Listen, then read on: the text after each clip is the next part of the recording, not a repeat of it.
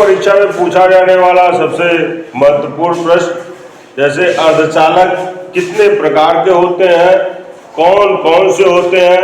उससे पहले अर्धचालक होते क्या है, आवर्त सारणी में अर्धचालकों की संख्या कितनी है, ठीक है, अर्धचालकों का उपयोग क्या है, ये सारी चीजें आज हम आपको इस वीडियो में बताने वाले हैं, राइट। तो अर्धचालक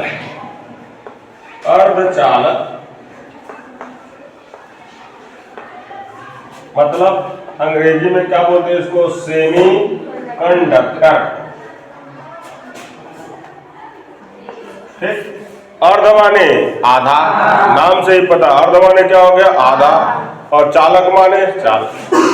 चालक क्या होते हैं, चालक क्या होते हैं, ऐसे पदार्थ जिनमें आवेश सुगमता से प्रवाहित हो जाता है। वे पदार्थ जिनमें आवेश सुगमता से क्या हो जाता है, एक सिरे से दूसरे सिरे तक प्रवाहित होता है, they are known as conductor, right.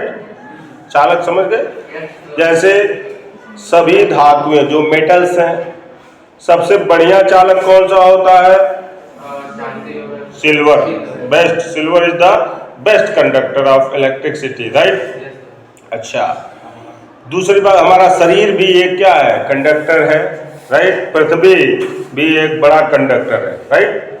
और चालक क्या होते हैं, जिनमें आवेश का प्रवाह सुगमता से नहीं होता ही नहीं है, सुगमता की बातें छोड़ दो, इनमें आवेश का प्रवाह नहीं होता। बेस्ट एग्जांपल सूखी हुई लकड़ी, समझ में आई बात।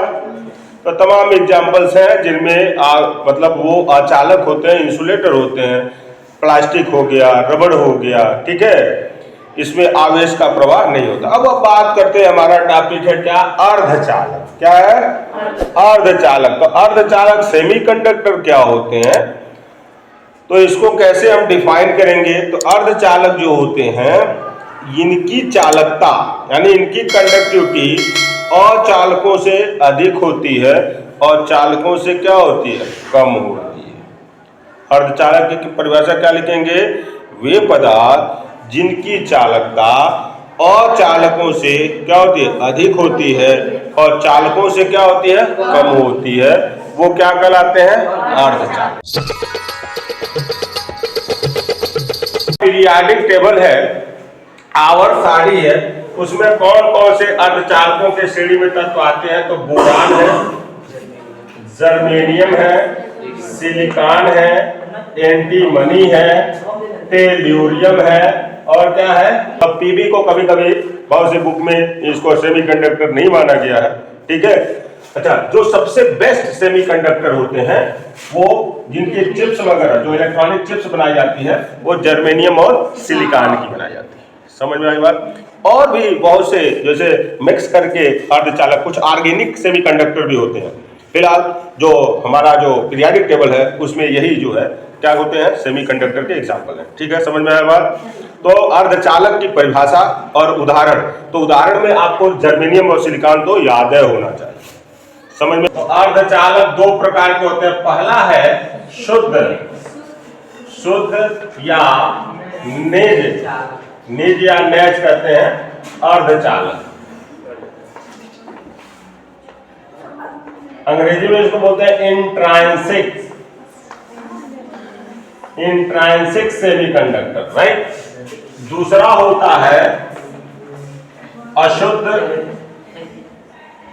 अशुद्ध या बाह्य अर्धचालक, क्या बोलते हैं इसको, एक्सट्रांसिक। अब देखिए, तो जो शुद्ध या निज अर्धचालक होते हैं, इसमें जैसे जो अर्धचालक प्राकृतिक रूप में जैसे हैं, उसी तरह से अगर उनका इस्तेमाल किया जाए तो वो क्या कहलाते हैं, शुद्ध अर्धचालक। जैसे आपका जर्मेनियम जो लिखे हुए हैं ये तत्व, तो जर्मेनियम, सिलिकॉन, ये एग्जाम्पल हो गए शुद्ध अर्धचालक, राइट। अशुद्ध या बाह्य अर्धचालक क्या होते हैं, तो जब अर्धचालकों में 5 संयोजी या 3 संयोजी यानी कुछ अलग तत्वों का इसमें अपमिश्रण कर दिया जाता है, तो ऐसा अर्धचालक क्या कहलाता है, बाह्य अर्धचालक, ठीक है। अच्छा, तो शुद्ध अर्धचालक में जो ये अपद्रव्य मिलाए गए, यानी 5 संयोजी या 3 संयोजी तत्वों की जो अशुद्धि मिलाई गई, यह क्रिया डोपिंग कहलाती है। क्या कहलाती है? डोपिंग या अपमिश्रण कहते हैं। क्या कहते हैं? बहुत इंपॉर्टेंट कि डोपिंग क्या होता है। तो आप कहेंगे शुद्ध अर्धचालक में 5 संयोजी या 3 संयोजी तत्वों का मिश्रण करना क्या कहलाता है? डोपिंग। डोपिंग से फायदा क्या, क्यों मिलाया गया, काहे ये ऐसे था ऐसे ही नहीं रहा?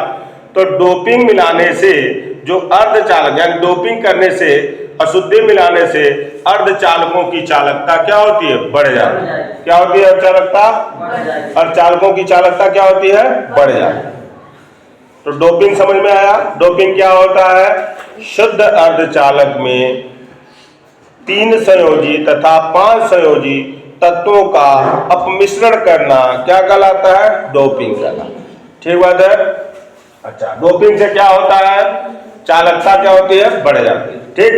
अब देखो, अशुद्ध या बाह्य अर्धचालक, अभी कहा ना कि इसमें 3 या 5 संयोजी तत्व की हम अशुद्धि मिलाते हैं, तो अशुद्धि मिलाने के आधार पे ये 2 प्रकार के होते हैं। कितने प्रकार के होते हैं? 2 प्रकार के। कौन कौन? एन